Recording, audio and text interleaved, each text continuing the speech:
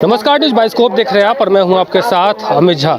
झारखंड दफदार चौकीदार संघ के तमाम जो लोग हैं एक बार फिर से विधानसभा के समक्ष धरने पे बैठे हैं। इससे पहले भी ये लोग राजभवन के समक्ष बैठे थे, कई महीनों तक बैठे थे।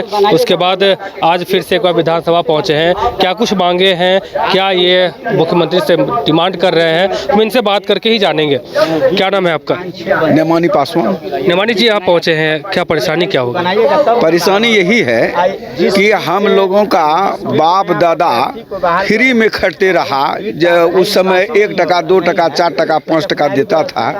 रात भर गांव में क्षेत्र में काम करता था, पहरा देने का काम करता था। थानादार का भी उल्टा पुल्टा सुनता था, उसका भी काम करना पड़ता था, कपड़ा धोना पड़ता था। तो सरकारी काम के अलावा सारा तरह का शोषण भी सते हुए आ रहा था। 1-1-90 से चतुर्वर्गीय कर्मचारी में चौकीदारों को लिया गया। उस समय बिहार विभाजित नहीं हुआ था। उस समय जगन्नाथ मिश्रा माननीय मुख्यमंत्री थे और 1-1-90 से उस समय से लागू किया गया। इसके बाद जो है ये आधा से अधिक चौकीदारों की बहाली हो चुकी है। पूर्व प्रक्रिया के तहत में 1-1-90 के बाद जब चतुर्वर्गीय कर्मचारी में बनाया गया तो उसमें यह हुआ कि ठीक है, 1-1-90 से बनाया गया। अगर यदि फिर यह जनवरी में रिटायर हो जाता है, फरवरी में हो जाता है या 2 साल के बाद रिटायर हो जाता है, जिसको क्या मिलता है, जबकि पूर्वज से फ्री में खटते हुए आ रहा है। तो उस पर यह हुआ, सरकार और संगठन के बीच में यह समझौता हुआ कि ठीक है, उसके बॉन्ड स्वरूप एक बार जो है उसके आश्रितों की एक बार उसके स्थान पर चौकीदार के पद पर नियुक्ति की जाएगी। और उसी के तहत में आधा से अधिक चौकीदारों की बहाली हो चुकी है। मुख्यमंत्री से क्या मांग कर रहे हैं? मुख्यमंत्री से यही मांग कर रहे हैं कि सेवा से विमुक्त जिसको कर दिया गया है, हटा दिया गया है, जिसको कि 4 साल 5 साल 6 साल खटवाया गया और उसको हटा दिया गया है, उसको पुनः योगदान कराया जाए। शेष जो बचा हुआ है, जो चौकीदार के पद पर थे और वो रिटायर हो गए, तो उसके आश्रितों को एक बार मान स्वरूप उसकी बहाली होनी चाहिए, जो कि सरकार और संगठन के बीच में समझौता हुआ था। जब सरकार और संगठन के बीच में जो समझौता हुआ था और उसके आधार पर आधा से अधिक चौकीदारों की बहाली हो चुकी है और जो शेष जो बच गया है और उसकी बहाली नहीं हुई है, नहीं होगी, तो उसका दशा दुर्दशा क्या होगा और उसको क्या मिलेगा? जो 5 साल 6 साल खटा और उसको हटा दिया गया, वह दर भटक रहा है।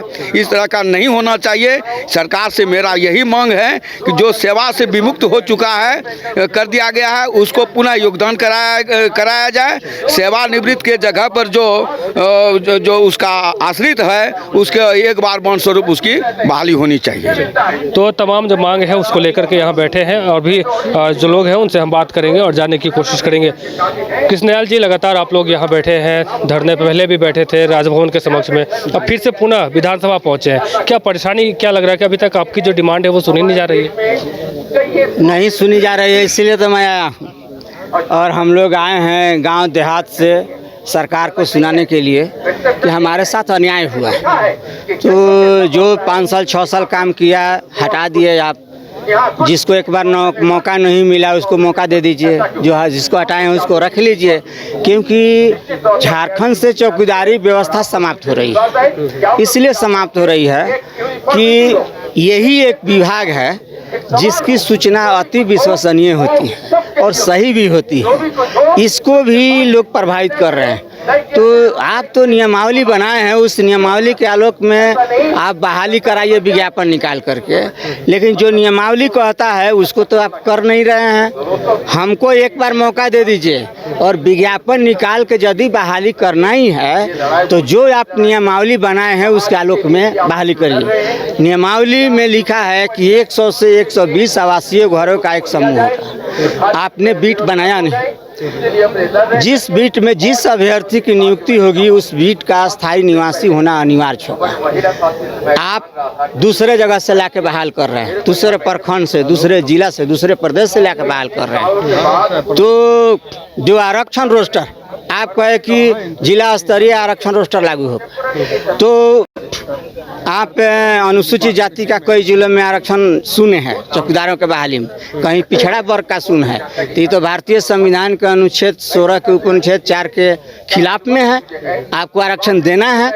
तो ये गड़बड़ी है। आपके माध्यम से माननीय मुख्यमंत्री जी से हम यही कहना चाहते हैं कि जो हमारी पुरानी मांग है सेवा विमुक्त और एजी लोगों को न्याय दिलाने का, वो पूरा कर दीजिए। और आपको विज्ञापन निकाल करके यदि बहाली करनी है तो आप जो नियमावली बनाए हैं उसका अनुपालन कराइए। और आपके माध्यम से माननीय मुख्यमंत्री जी को मैं कहना चाहता हूं कि जिन जिन जिलों में नियुक्ति हुई है चौकीदारों के रिक्त पदों पर, वो नियुक्ति झारखंड चौकीदार संवर्ग नियमावली 2015 में जो प्रावधान है उसके अनुसार नहीं हुई है। इसके लिए मुख्य रूप से उन जिलों के उपायुक्त जिम्मेवार हैं।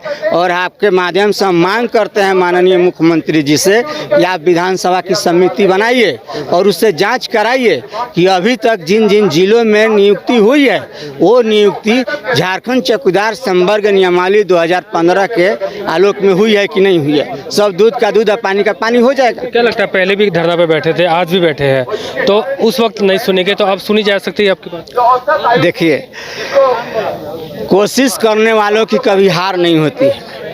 हमने छोड़ा नहीं है और हम लोग 25 साल लड़े थे लगातार, तो सरकारी बने थे। और करीब करीब 5-6 साल लड़े थे तो एओजी को नौकरी मिली थी। और ये जो चल रहा है इसमें भी लड़ाई हो रही है। मुझको पूरी उम्मीद है कि जरूर सरकार निर्णय लेगी। जो सेवा विमुक्त है एओजी है उनको बचाने की, चौकीदारी व्यवस्था को बचाने के लिए ये जरूर कुछ न कुछ सोचेंगे। हम लोगों को उम्मीद है। आज हम एक दिन के लिए आए हैं, आज भर केवल, और आज हम लोग फैसला करेंगे बैठ कर के कि आगे क्या करना है। जब इनकी दूसरी बार से यहाँ सरकार ने आज मांग पूरी नहीं होती तो आगे की रणनीति भी बनाएंगे आप? बिल्कुल बनाएंगे। और हम समझते हैं कि ज़रूर कुछ ना कुछ हम 14 अप्रैल को करेंगे। 14 अप्रैल बाबा साहब भीमराव अंबेडकर की जयंती है। वो संविधान बनाए थे और जिन लोगों के लिए अपना जीवन भर वो संघर्ष किए वही लोग चौकीदारी व्यवस्था में हैं और उन्हीं के साथ अन्याय हो रहा है।